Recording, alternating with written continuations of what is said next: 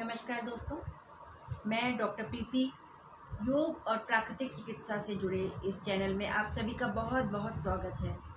दोस्तों, आज हम बात करेंगे 5 ऐसे कामों के बारे में जो आपको संध्या काल में कभी नहीं करने चाहिए। योग और प्राकृतिक चिकित्सा में आपके जीवन के सभी पहलुओं को लेकर कुछ डूज और डोंट्स बताए गए हैं, कुछ नियम बताए गए हैं। संध्या काल के बारे में भी कुछ ऐसे काम बताए गए हैं जो कभी भी नहीं करने चाहिए, अर्थात संध्या काल के लिए वो काम निषेध हैं। तो सबसे पहले हम आपको बताएं कि संध्या काल क्या होता है। संध्या का मतलब आप सभी समझते होंगे, संधि से लिया गया है। संध्या काल वो समय होता है जब दिन और रात मिलते हैं। इस वक्त ना पूरी तरह से दिन होता है और ना पूरी तरह से रात होती है। संध्या काल को बहुत से लोग सिर्फ शाम का समय ही समझते हैं, जबकि ये काल आपके 24 घंटों में 2 बार आता है। एक सूर्योदय से पूर्व का समय जब दिन और रात्रि मिलते हैं और एक सूर्यास्त के बाद का समय जब दिन और रात्रि मिलते हैं। उस काल को संधि काल या संध्या काल कहते हैं। दोस्तों, संध्या काल का ये समय बहुत ही महत्वपूर्ण होता है, क्योंकि इस समय ब्रह्मांड की ऊर्जा का आदान प्रदान हो रहा होता है। इस समय के कुछ क्षण ऐसे होते हैं जब न दिन होता है न रात होती है। दोस्तों, जिस समय ये ट्रांसफॉर्मेशन ऑफ एनर्जी हो रहा होता है उस वक्त ब्रह्मांड की ऊर्जा विषम अवस्था में होती है, और जिसका सीधा प्रभाव हमारे शारीरिक और मानसिक ऊर्जा पर पड़ता है, क्योंकि उस वक्त हमारे शरीर और मन की ऊर्जा भी विषम अवस्था में होती है।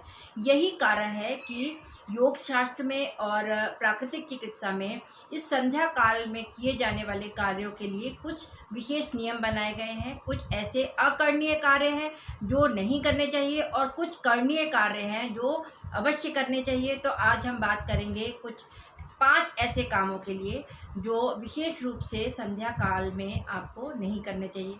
संध्या काल में हमें भोजन नहीं करना चाहिए। अक्सर ऐसा होता है, आप ऑफिस से लौट के आते हैं, लगभग वही समय होता है और आपको भूख लग रही होती है, कुछ हल्का स्नैक्स या कुछ हल्का फुल्का खाने का मन करता है। तो उस समय आप थोड़ी सी देर उसको अवॉइड करिए, क्योंकि क्या होता है, जब आप भोजन ग्रहण करते हैं उसका मेन मोटिव यही होता है कि आप उससे आपका शरीर और मन ऊर्जित होता है, आपको एनर्जी मिलती है। लेकिन वो एनर्जी आपको तभी मिलेगी जब जठराग्नि, जो आपकी डाइजेस्टिव फायर होती है, उसको डाइजेशन करे प्रॉपर।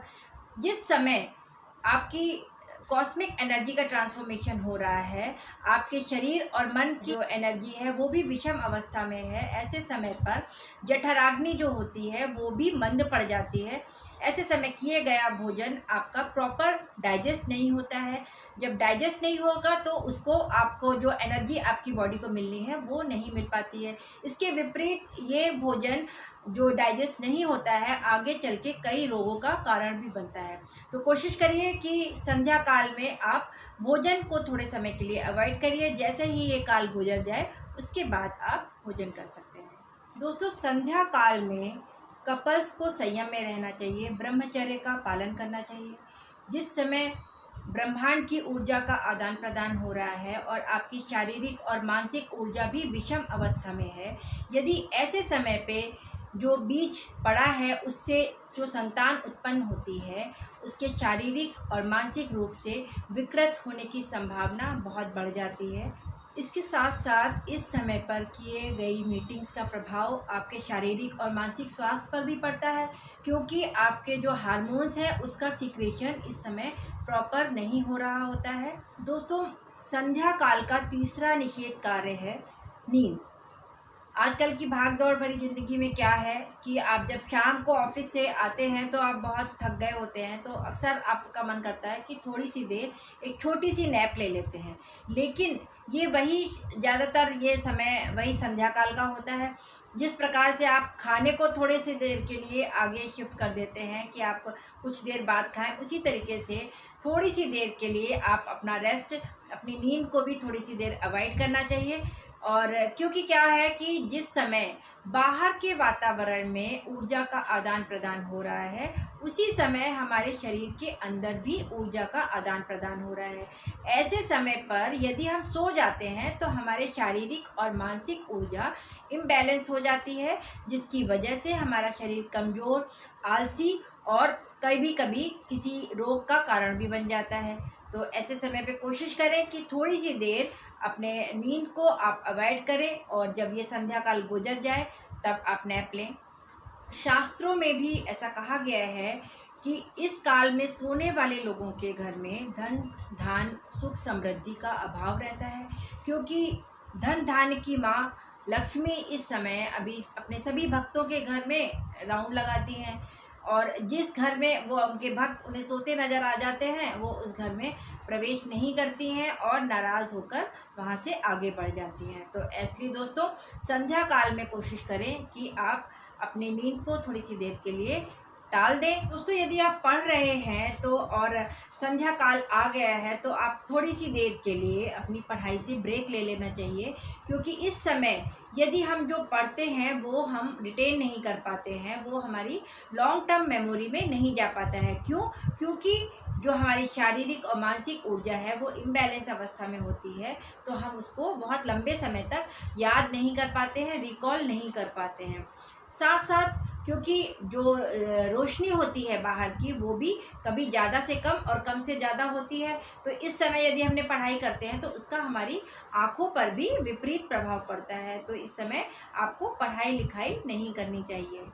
संध्या काल का 5वां निषेध कार्य है कि इस समय हमें यात्रा नहीं करनी चाहिए।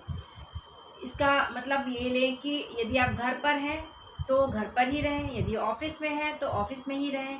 कुछ क्षण जब ये निकल जाए उसके बाद आप ऑफिस से निकलें, या घर से कहीं जा रहे हैं तो घर से निकलें। यदि आप रास्ते में हैं तो उसका कोई निषेध नहीं है, आप रास्ते में अपनी यात्रा कर सकते हैं, परंतु यदि आप शुरू करने जा रहे हैं अपनी यात्रा तो उसको अवॉइड करें। इस काल में आप जो इवनिंग वॉक करते हैं लोग, वो भी थोड़ी सी देर के लिए ब्रेक ले लें। शारीरिक और मानसिक ऊर्जा विषम अवस्था में होने के कारण आपको वॉक करते समय बहुत अत्यधिक ऊर्जा की आवश्यकता होती है, जिसकी वजह से आपका शरीर कमज़ोरी महसूस करता है। तो जो बुज़ुर्ग लोग हैं वो ज़रूर इस समय थोड़े से वॉक में ब्रेक ले लें। दोस्तों कोशिश करें कि आप इन सभी नियमों को फॉलो करें, लेकिन साथ साथ मैं एक और बात कहना चाहूँगी कि नियमों को हमेशा फ्लेक्सिबल होना चाहिए।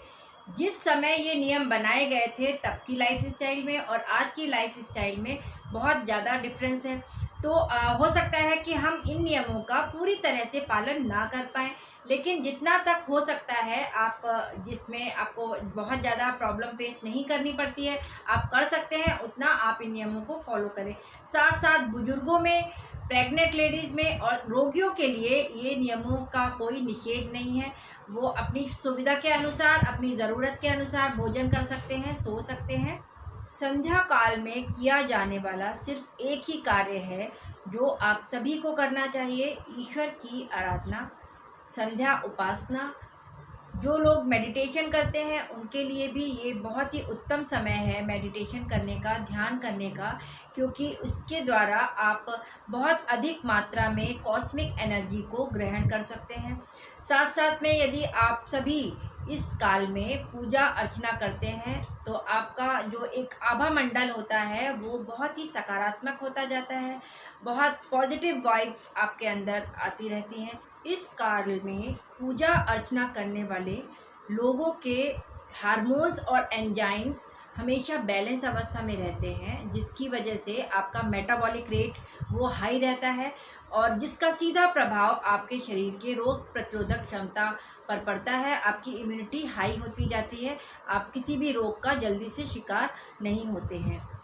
तो यदि आज की ये जानकारी आप सभी को पसंद आई हो तो वीडियो को लाइक कर दें, चैनल को सब्सक्राइब करें और बेल आइकन भी दबा दें, जिससे कि रिसेंट वीडियोस आप तक बिना किसी रुकावट के पहुंच जाएं।